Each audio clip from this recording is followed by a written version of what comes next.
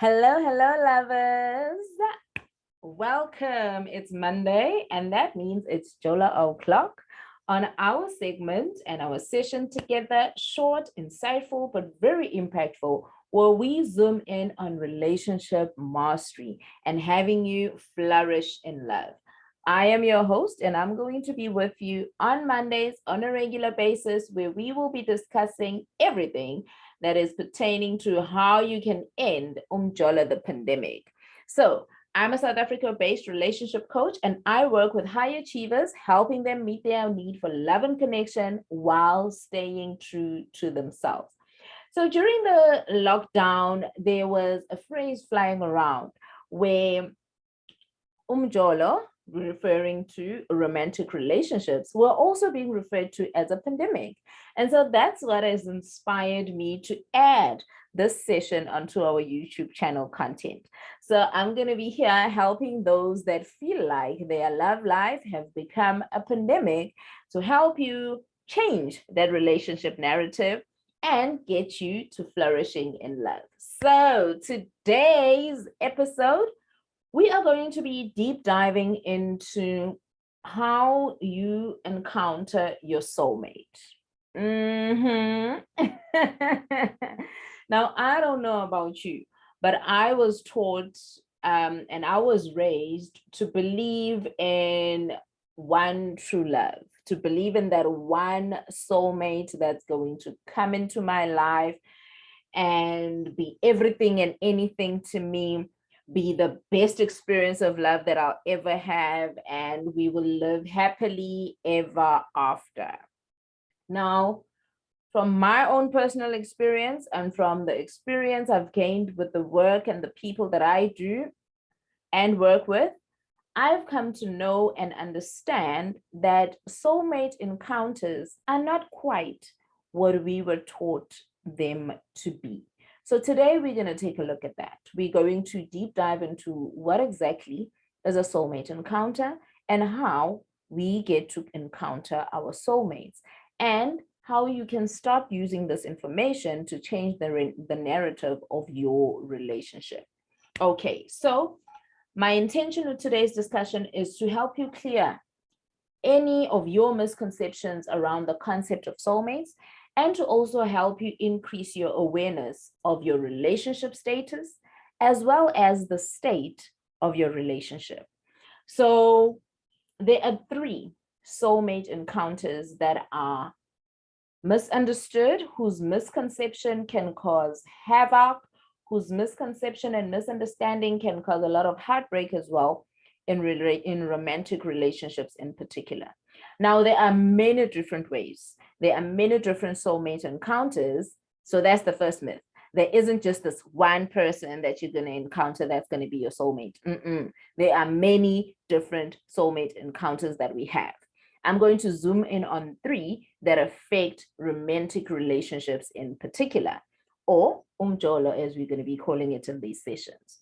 All right, so the three types of soulmate encounters that potentially and commonly cause problems in how we experience love and our relationships and our sustainability, as well as getting our happily ever after in relationship, are the romantic soulmate, the twin flame soulmate, and the companion soulmate. So those are the three that we're going to dive into. You're going to get to see where you are in your experience, which ones you've experienced, how you experience them, and how they have affected your love life.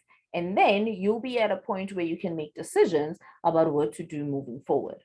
So let's first understand soulmates. So no, it's not the mystical, the fabricated happily ever after situation, the roses without thorns experience that we were all taught and promised growing up. A soulmate actually is a person that comes into your life to actually shake things up, to shake you up. They are there to show you true and authentic love that is authentic to who they are, and also authentic to who you are if you are open to the experience and if you are aligned with your own authenticity. And anyways, whether you are aligned or not, the whole purpose is to serve you in your alignment with your true authenticity. And this is the person who is able to stand up to you in unique and unfamiliar ways, in ways that you wouldn't expect from anybody else. They totally adore you, and in the same light, challenge you to your core. And they see all of you, the parts of yourself that you, at some level, have not even been able to express, the parts of you that you haven't been able to accept. So they see you completely and holistically. So that's a true soulmate. And I'm one of those people who believes that every meaningful relationship is a soulmate encounter, because we get to have soul to soul connections with those people in all different capacities and levels of our lives. No. So, first myth: soulmate encounters are not roses without thorns. We got the entire bush when we encounter our soulmates. The good smelling roses, the preacher roses, and the very sharp thorns, as well as the dirty soil that the rose comes packaged in. So it's a full package type of experience when we encounter soulmates. And so, deep diving into the 3 different types that cause problems for us in our romantic relationship. First, let's look at the romantic soulmate.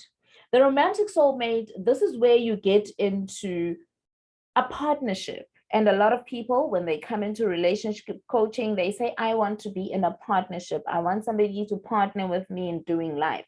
And what we normally don't understand is we think that we are partnering in doing just the good stuff in life.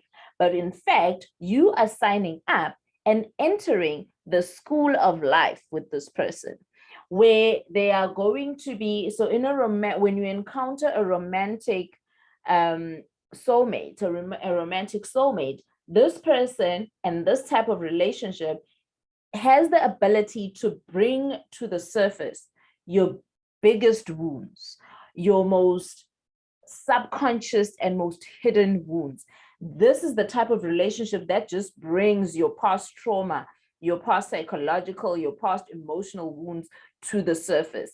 So that's normally what an encounter with a romantic soulmate looks like. They just bring out that stuff that you don't want to face, the stuff that needs for you to heal. So this type of soulmate encounter facilitates your healing process. So if there's any psychological trauma that needs to be healed on your part, that is hindering you from getting to your next level in life, life will probably gift you with a romantic soulmate encounter. And this person in your relationship you will be experiencing this relationship that just knows how to push your buttons. So they are shaking you up in the way that they are showing you love. They are standing up to you in the way that you are refusing to face up to your past. And they are challenging you in this, and at the same time, adoring you in the best way that they can. So that's a relationship soulmate. That's a romantic soulmate encounter. And then there's the companion soulmate encounter. From a companion soulmate encounter, this one is led by friendship chemistry more than anything else. This is for those people that come into relationship looking for support, looking to have somebody to share experience, common experience and interests with.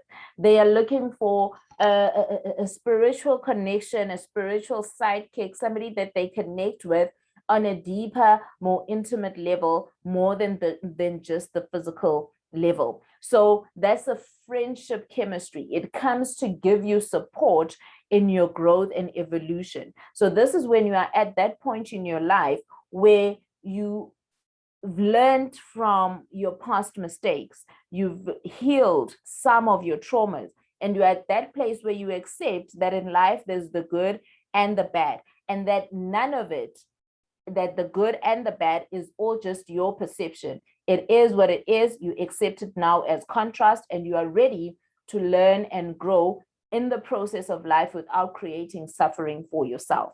So that will be a companion soulmate encounter. And then there's the one that we were all sold, the one that we were taught to sit and wait for, the one that we were taught to pray for, the one that we were taught to seek. And that is the twin flame soulmate, where we have this intense soul to soul connection.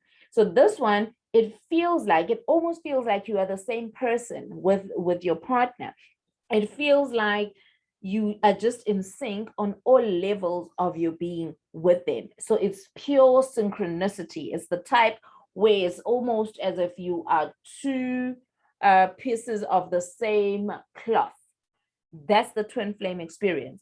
And there we are in the experience and in the relationship that allows us to receive further enlightenment. So you are at a place of complete self-acceptance. You are at a place of, well, we can never get to complete self-acceptance, but you are at a place of, you are at a place of complete self-acceptance, and you are on a continued journey of self-awareness. That's exactly what I meant.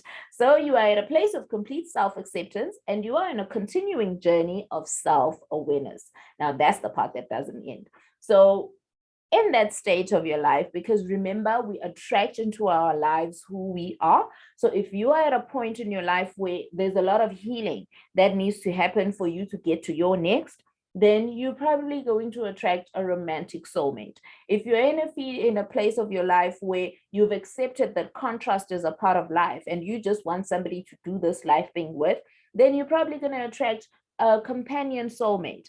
And if you're at that place of your life where you have come to full acceptance and a heightened level of awareness on who you are and how you relate with life and how life relates with you, then you're probably going to attract a twin flame soulmate.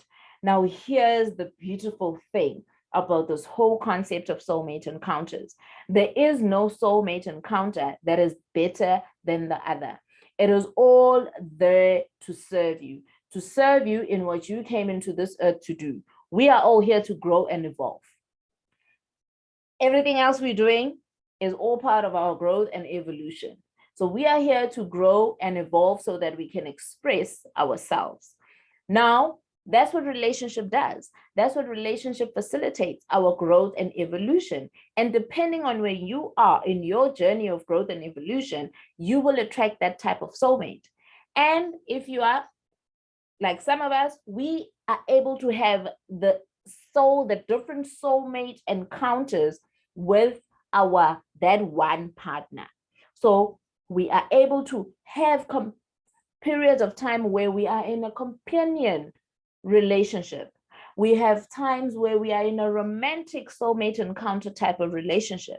And then we have times when we are in a twin flame type of relationship. And I think that's at the core what they were trying to teach us, that we want to be with that one person whom we can have all these different types of soul to soul connections with. And that's possible for everyone. It's not exclusive. It all depends on your openness to it and your non-resistance to having all these different types of relationship experiences with the one person. Otherwise, allow the different types of people that come into your life to serve you in that way. Take your lessons and go. Take your healing and go. Take your support and go. And go in a state of not changing the people that you are in relationship with. Go in a sense of updating your identity, updating your personality, because you can only attract what you define yourself as. So every time your perception of who you are changes, your relationship experience will change. It does not necessarily mean that you are changing a partner. However, your experience in a relationship, even if it's with the same partner, it will change according to your level of growth and evolution. So I hope that clarifies some misconceptions for you. I hope that helps you to further understand and see where you are in your relationship experience and how you can get to where you want to be. So it's not necessarily that we need to be chopping and changing partners. It's more about you being aware of where you are and what your journey is calling you to do. So if healing is your portion, then allow yourself to have that type of relationship. When the relationship brings your wounds to the surface, do the right thing and heal. When you get to understanding and you accept and you update your personality, you update your character, your character is built, and now you understand that contrast is a part of life and what you want now is support, then you will receive that within the same relationship. When you have come to that place of full self-acceptance, the good, the bad, the ugly, and the unknown, and all you want and all you are now excited and eagerly anticipating is the unending journey of self-awareness, then you will have the twin flame soul experience with your current partner. So know where you are, know where you're going, and be able to identify what your relationship is gifting you with, because that is what you have called forth in your life experience. So when you want to grow in any other area of your life, your relationships are the best resource to help you facilitate your growth and evolution. I told you it was juicy. I told you it was good, fast, insightful, and impactful. I hope I have delivered. I'm sure I've delivered. So take that and use that, put it in your toolkit, and see how you can apply the information you just got to get the clarity you need, because clarity is power. And I'll see you again next week for our next episode of Mjolo Mastery on a Monday.